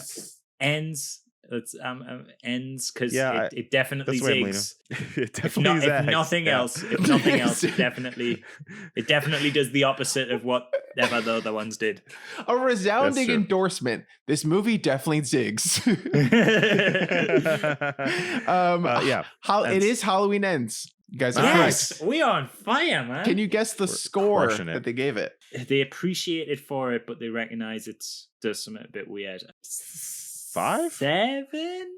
Ooh, Perfectly I'm in going 5. between. It was a 6. So you guys were both Ooh, close. Yeah. All right. Well. Okay, next one. So it transpires that Michael Myers survived being blown up on Halloween night, 1978, and 10 years later, he wakes from a decade of comatose to kill again. This premise is laughable, but the decision to resurrect deranged serial killer Michael Myers is vindicated through a fine movie with several memorable moments and a shocking finale. Halloween 4, easy. Yeah. Easy. This is clearly the one that everyone knows really well. Halloween 4. Halloween. It is Halloween 4. I wanted to give you guys an easy one. Can you guess the score? 8, maybe even 9. I'm going to say the exact same thing Dan said. it was a 7. So also, you guys are very Ooh. close. Okay, next. This is the last one. Okay. The opening scenes I really liked. Indeed, they're the best part of the movie. Slick, menacing, and that music is just incredible. Reality TV was still very popular, and you can see why they came up with this plot. Sadly, that's the end of the good news. From there on, it's downhill. I believe, Is that H2O? if I'm not mistaken. No. This is the one where No? Busta Rhymes does Kung Fu. This that's is Halloween Resurrection. 8 Resurrection. The reality TV thing was the Halloween giveaway. Resurrection. It is Halloween Resurrection. That's right. I had yeah. that same weird like mental thing because H2O is kind of the worst title. So I attribute that movie Yeah. to this one. I always think Resurrection So- is H2O. Is it I- H2O or is it I make H20? 'em I still both. don't know. Is it what? Is it H2O or is it H20? I still don't know. Because the Oh, whole reason it's because you're it's right. called it's the 20th anniversary film. That's the whole thing. So it was like, Yeah. is it Halloween H20? But like you would never read it like that because if you see the letter number combination of H2 and O, you're always going to read it as Halloween Just Add Water. You're not going to read it as Halloween H20. It's iconic. Okay, and Iconic. finally, can you guys guess the score that they gave this film? 2. 7. Wow. You guys were My only chance to pull this is ahead the of Danny. furthest you guys were way off. Normally you were off by 1. This was a 4 out of 10. No, all right. That means Dan, you win with 6 points, and I only got 5. Good job. That was great. Very happy. You can Got ride 'em that all. high all week. Okay, game time's over. Let's get back to the film. Let's maybe start to wrap up a little bit. Yeah, you're in charge here, Marcus. That's fine. I'm not in charge of anything. I'm just saying. No, I'm just I saying gotta get to you wanna work wrap soon. Yeah, please. Start to wrap it up. Go ahead. No. Is Go there for it. anything else that you guys want to like talk about before we move on? I mean, I could probably talk about it for another 6 hours at least. but Couple I'm small assuming things. that's not gonna Why? be- That's fair. Why was the mask so shitty? Like the scarecrow mask. Like I just don't like. Why not maybe have one of the masks from Halloween 3 as a nod? Why not have a mask that's like at least well made but isn't frightening and they're killing with it, or is frightening and they kill with it? Like I just don't understand. Like there's just a small choice in this film that I just don't understand. Why was Halloween- he sleeping on the floor where he killed the kid? I don't know. Yeah, it was weird. Halloween 3 mask would have been cool as well. They've already set up that is a novelty mask you can buy within this fictional universe because there are 3 kids wearing them on the trick-or-treat night in the one shot Yep. of Halloween 2018. So it would make sense that you just That's went right. to a costume store and picked up one of those masks. Yep. Controversial opinion perhaps, but I liked the Scarecrow mask. It was one of the few things I liked. I Dan, kinda get liked off it this too. podcast. No, Get I off, liked Marcus, it Marcus, get off too. this podcast. It was I kind of cool. hated It was like retro. I liked it. Yeah, Oh, yeah. It was like it was. Didn't make any sense to me. It was cool because it was like so different from Michael Myers' mask. I mean, it had this like plastered on smile, which was kind of sinister. I think Mhm. the only time that film came close to being sinister or capturing any sort of Halloween vibe was the killing of the doctor and the assistant in the house with the guy with Corey in the Scarecrow mask. There was a Yeah. genuine, like, seemingly intimidating quality to that, as much as Corey was not particularly intimidating himself. We hated how we got there, but Yeah. Yeah, but that scene was like, it was kind of sinister in the. I agree with that. And I think the mask adds to that. I think if he'd had like a super over the top, really well made, creepy mask, it's like the fact that it was just this thrown together plastic mask you could find at the pound shop was or dollar store, I guess, for you guys, did suggest it was kind of like shop. Shit. Yeah, it did suggest it was kind of like a thrown together last minute impulse decision by him, which kind of worked with the narrative. It kind of like, because his decisions did feel very thrown together last minute and impulsive, and at least the costume design aligned with that. I like this. I'm going to keep saying the things that I hated, so you guys have to defend this film. It's interesting because I feel like I just remembered the costume kind of like made me remember American Horror Story, the one season where they were focusing on the freak show. They did the same exact thing. They had this like clown serial killer guy, and he had like cool mask, was really creepy, and then he took on an apprentice, or there was just like this weird like rich sociopath kid who was fascinated by him and then slowly became his apprentice, which I feel like was done better. I mean, well, it wasn't done well either, but it was done a little better than this film. This was season 4, right? Freak show. I think so. Yeah.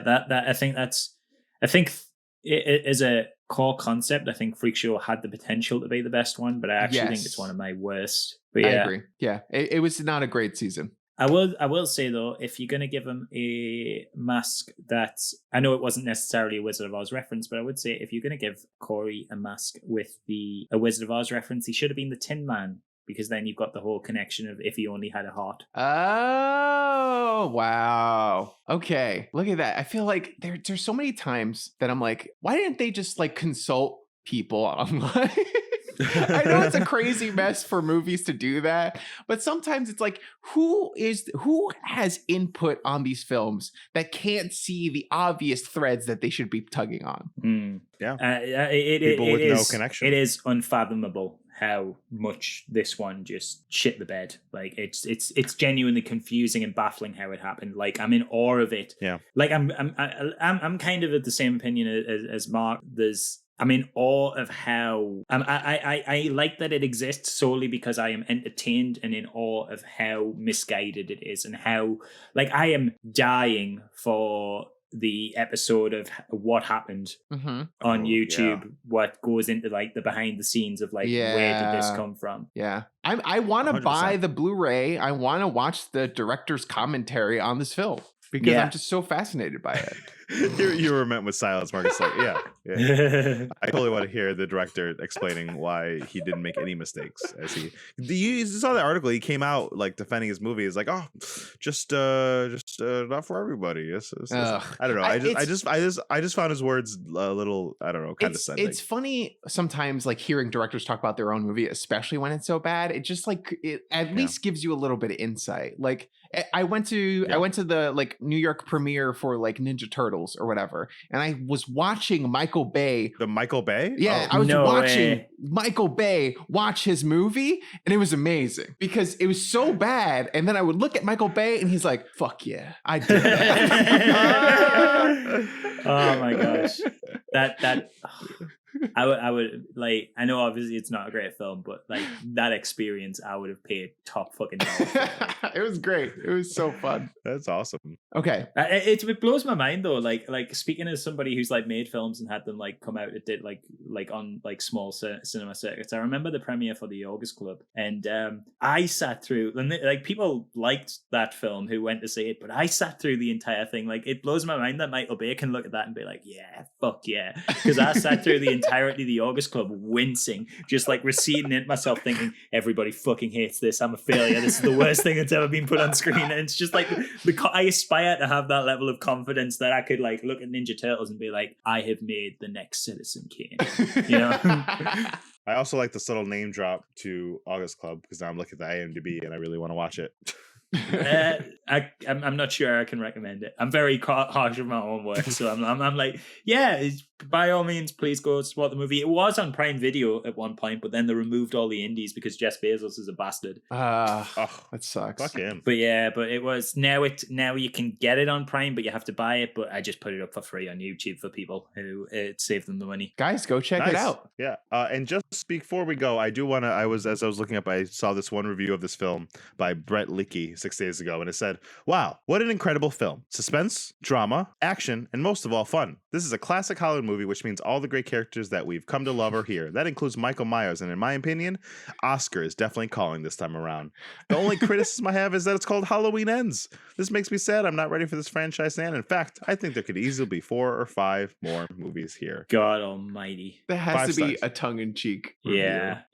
I don't know. There's a couple 5 stars here. So, well, there'll always There's a lot more will be, 1 there'll always stars. be defenders because there's this thing with people, and there's like, and you know, I'm not against it. Like I do the same thing with like Sonic the Hedgehog. Like it's just like you stick Sonic on something, I'm there. It doesn't matter how garbage it is. Like I'm just like But people like do this thing where they like attach a part of their personality to a certain franchise or brand, and then everything that thing puts out is gold. Like I knew a guy in college who would like buy every single Resident Evil thing that came out. Like it did not matter. Like it didn't matter if it was like an amazing game like the Resident Evil 2 remake or like absolute garbage like Operation Raccoon City or like a CG movie tie-in or like a film tie-in. He just like lived for Resident Evil, and every single part of it was 5 stars to him because it was just more Resident Evil. I respect it. Yeah. There's this review though that I have to read also. It says, "This is one movie you are not going to want to miss. Would be better if it had Tom Cruise or Tom Hanks instead of no-name actors no one's heard of. 5 stars." Wait, what? I would love to see Tom Hanks trip his way through the playing fucking Corey, just completely cast against age, like not at all appropriate. That would have been a good movie. Great. Imagine a movie where Laurie finds happiness with Tom Hanks. Like they're married and they're like living a happy life. And then I'd the watch sequel's it. just like Has a Tom straight Hanks ever done a rom-com. horror movie? Yeah. He must have, right? Wait, what Well, happened? it depends on your definition of horror movie. Because is Castaway horror elements? I don't know. Trapped in an Island, pretty crazy. Thriller, you know. Yeah. I don't If think he, really. he Let's put Tom finds Hanks the in a horror ball, movie. and once he finds the ball, he's pretty like happy and set. Yeah. The mean Burbs. Wilson? The Burbs. Wilson, yeah. The Burbs. The Burbs is definitely horror, if not horror Oh, adjacent. the Burbs. Yes, that's a good one. I've never seen it. Okay. I will say this one more thing. I want Dan's opinion on something. I've been recently seeing a lot of people seeing how bad this movie is, seeing how bad the trilogy turned out to be, going back to the Rob Zombie Halloween film and saying that actually that was good. I'm gonna upset certain people within this podcast here in that I do not think the Rob Zombie films are particularly awful. I also sort of appreciate his reasoning for making them. I don't know if you know this. No. So Rob Zombie's a weird one because he's a guy whose output I do not enjoy, but he's an artist whose work as an artist I really, really respect. Yeah. And I just appreciate he seems like a cool, down to earth guy, despite these films being the exact opposite of chill. But now I may be remembering this wrong because this was something I read years and years and years and years ago. But someone asked him why did he make Halloween, and he was like, because they were going to remake Halloween regardless. If it wasn't me attached, it was someone else attached. And the other people they were going to attach to the project were young up and comers. And he was like, I'm Rob Zombie, and if I make Halloween, it's just another misfire in my filmography. Mm-hmm. My career is not hurt by remaking Halloween. Some of the other people that wanted to attach to this thing would have took the opportunity because it's a big blockbuster. Yeah. But it would have ended their career and they were better elsewhere. He's and I kind of get that. I kind of get that. What a chill thing to say. Yeah. Yeah. I want to rewatch them, if I'm being honest. After seeing how badly this was done, I want to rewatch them and see how I haven't feel. seen them since they came out. Maybe we should watch them on the podcast. Yeah. Halloween 2 goes weird, but I am sort of I can kind of give it the credit I gave Halloween Ends in that it did not go the predictable route. There's all these weird dream sequences with horses. I and stuff. remember It's a bit that. strange. I think as a kid I liked, or whatever age I was, I liked the first Halloween Rob Zombie movie. Yeah. You were 17. I like it too, although it is very much Rob Zombie-ified. Like Yes. Yeah. everybody in that film is like this cynical, nihilistic. Like they're all like I just remember the like they do that thing where they like explain why Michael is so evil, and straight away like that's missing the concept of Halloween. Exactly. Like Yeah. that's not the point of Halloween. But like they give him this like really traumatic childhood, and he lives with like, for lack of a better phrase, like trailer trash. And you know the dad shouting at the mom, calling her like a whore and stuff, and the baby's screaming, and it's all like fucked up and dirty and gross and grimy, and it's very Rob Zombie-ified Yeah. like that.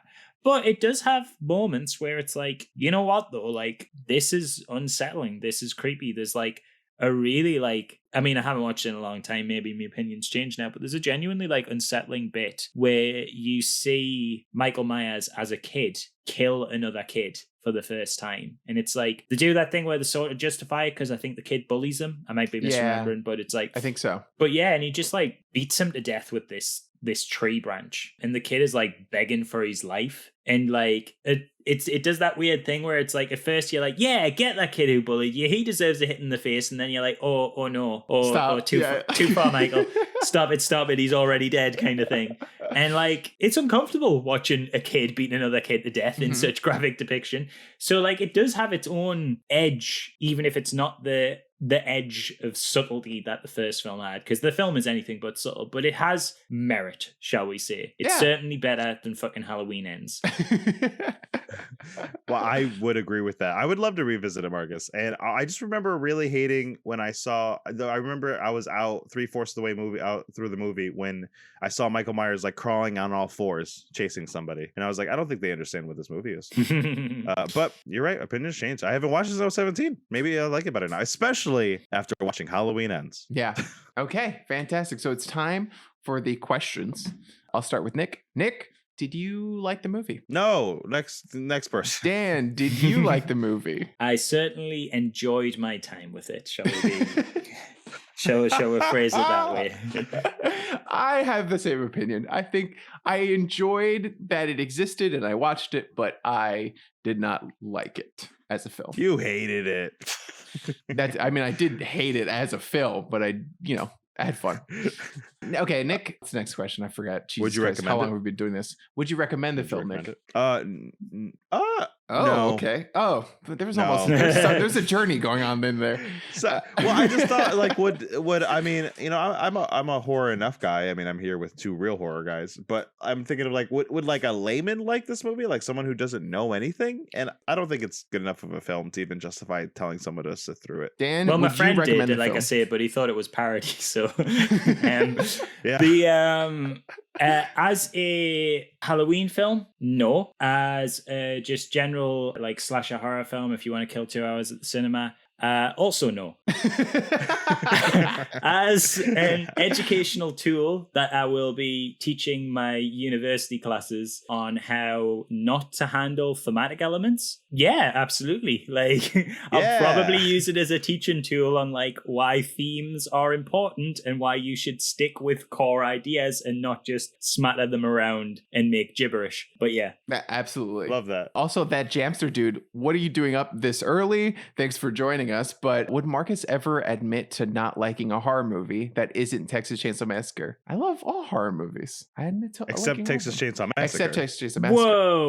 Whoa. The new one. Hold the fuck up. I hated the new one. Okay. I love the I was- original. It's so good. I was about And to be Texas like, Chainsaw hold Massacre the 2, fucking phone. masterpiece. Yes. It's an ongoing joke because I didn't mind the remake. I thought Nick it was, liked I the thought it was remake. I thought it was fun. I didn't was hate like, it. I didn't hate it. Yeah, it wasn't I a good didn't- movie, but I was like, this is cool. When you say remake, though, we're on about the Netflix one. Yes, the Netflix one. The Netflix Okay, one. so- Not so the Jessica Biel one. the reboot / sequel. Okay. Yeah. I didn't hate it, but I think it was very symptomatic of, oh, look, Halloween 2018 did good. Let's just do that. 100%. Yeah. They tried to make that movie. Still better than Halloween Ends. Yes, but that's true of a lot of things. Yeah. Yeah, I'd say Yeah, that. but yeah, I didn't loathe it. I thought it had redeemable qualities and moments. But yeah, it's a very middle of the road film. Okay. Yeah. Okay. And okay, Nick, if they, we normally ask if there's a sequel, but hopefully there's not. But if they reboot the franchise again, Marcus, are you there hot for take? it? hot take, we are going to get a sequel. Wait, really? Is that a hot It take? is or going is to that be in this just universe somewhere. Oh, okay. I don't know. 100%. I'm calling it. I'm calling it. They are not done. They are, maybe Green isn't going to direct, but they are like in this universe going to continue the story somehow. I don't think it's over. We'll get into the And- Halloween film. I don't know about in this universe. I think, I think it'll we be another retcon. I'm guessing, but they might reboot again. But honestly, yeah, I'll fucking be there. I'm a fucking simp for this stuff. Dan, you said you think that there's going to be a reboot or something like that. Are you there for it? Are you going to watch it when it comes out? There'll 100% be a sequel. There'll like 70% chance it'll suck. There'll be a 200% chance that I'll watch it. Marcus? I like that math. Right? Oh, Bean. I will. I forgot. I get to answer. I would say that I am here for it. The same thing. I love horror movies. Whether it's Try going to again. be terrible or not, I'm willing to give anything a shot. I Well, watched that's a the horror thing with movie. Oh, sorry. Go ahead. I was going to say that's the thing with horror movies that you don't really get with other genres. It's like when you get like a great drama, it's amazing. When you get a great comedy, it's amazing. But when you get like a bad drama or a bad comedy, they tend to be like unwatchable. They tend to be like there's no joy you can take in them. Like a truly, truly bad comedy is unbearable. But a truly bad horror is special. You know what I mean? You can't really go wrong with them. Like it's hard to make a horror where you don't care. It's very easy to make. Like I would say the horror genre is saturated with garbage, but it's even the garbage. It's like it will exert a reaction, whether that's derisive laughter or wincing of like, how is it this bad? But you can't really get that with most other genres, and that's one thing I appreciate with the horror genre. It's kind of like pizza. You know, even when it's bad, it's still kind of good. Yeah. No, I just watched a horror movie about a man stuck in a bathroom with like an elder god, and I had a fun time. Yeah, and shit. He's the entire film takes place in like the toilet cubicle. Yep. What's it called? Don't tell us. I forgot. Hold on. I just watched it. We could Manifestation or something like that. You guys go back and No, forth. it wasn't Manifestation. It's got like maybe it's called something different over here. But it's called something like, it's got like a pun in the title, I'm sure. That's gonna bug the shit out of me. It's gonna bug me too. I'm sorry, Nick. I gotta look it up. Because it's like a horror comedy as well, isn't it? Like at least that was the Stalled. Is it Stalled? Is it Stalled? That's a great name for it. If that's not it. Yeah. No, Stalled with zombies. It's called Glorious. Yeah. Because there's a glory hole. That's what it is. Okay. Well, guess what? We are thinking about two entirely different horror movies set in bathrooms. That both take place in a bathroom? I was thinking of Stalled. You were thinking of Glorious. I hadn't heard of Glorious. I'll have to check that out. That's amazing. Now I want to watch Stalled. All right, Marcus, thank you. Dan, give us your last pitch of where people can follow you before we get you out of here. Dan Drambles on YouTube, Dan Drambles on Instagram, Dan Drambles on Twitter, just Dan Drambles generally everywhere. Amazing. And you guys can follow us at patreon.com/nowtrythiscast. Join the fun, have an influence in our challenges, and thank you. Fantastic. Guys, thank you so much for joining us. We appreciate you. Remember to go out there and try new things. Good night or good day. Good night. Friends get together so they can try things. Yell about it, it's podcast so that you can try things. Now we will stop singing so that we can all now try this. Please tell us one or two more things about RRR, please. Okay, so RRR, if you missed the episode, they've already done it, is this absolute epic 3-hour long, although it honestly feels like it flies by quicker than most 90-minute films. It is a 3-hour long colonial revolution. It's set in like 1920. Is it 1920s? I don't want to get this wrong. Yeah, I think. Yeah, okay, so. 1920s India, which is being colonized by us evil bastards here. And oh my god, yeah. We are the villains of this story, and you know what? Oh my god, that's too fucking how does right. that make We you were feel? monsters. Not great. Can't say it's a film that makes us proud to be British. Then again, nothing does. We are shameful. But that's besides the point. So it follows two real life revolutionaries who, by all historical accounts, never actually met. And the film goes, yeah, but what if they did? And what if they were like super duper best friends and they were the coolest superheroes you've ever met? And then it just follows their like revolution against British colonization with this kind of sincere earnesty that somehow, despite occasionally ridiculous, over the top action going on. Like this earnesty like grounds it with a sense of genuine immersion and somewhat believability. Like these guys are, you know, obviously based on real humans, but they're committing like acts that would make Captain America blush, and you totally like buy into it because the acting and the performances are just phenomenal. And it's somehow both the best epic you'll watch this year, but it's also the best rom-com, and it's also the best musical. It is a cavalcade of creativity that cannot be stopped once it gets going, and it has one of the most satisfying villain death endings ever. It's just it's the whole thing's a massive chef's kiss, and it's crazy. It's like a global phenomenon. Like if you haven't heard of it or haven't watched it, you are absolutely missing out. Like, do not write it off just because it's a foreign film. You shouldn't do that with anything anyway, but specifically with RRR, I know Indian cinema specifically gets written off a lot because of the reputation of like, you know, people who don't like musicals associated all with like Bollywood and stuff. But this is like a well-crafted movie. Like it looks for 77 million the way I wish that Marvel movies that cost, you know, 5 times as much looked. It is the perfect blend of practical environments, practical effects, and CG. It has a scale that is unmatched by any film this year, except maybe Everything Everywhere All at Once. Yeah. And it's just a masterpiece. It's just a masterpiece. I loved it. I did go back and watch SS Rajamouli's other films. Oh, really? Yeah. It doesn't sound like we need to. It doesn't sound like a ringing endorsement.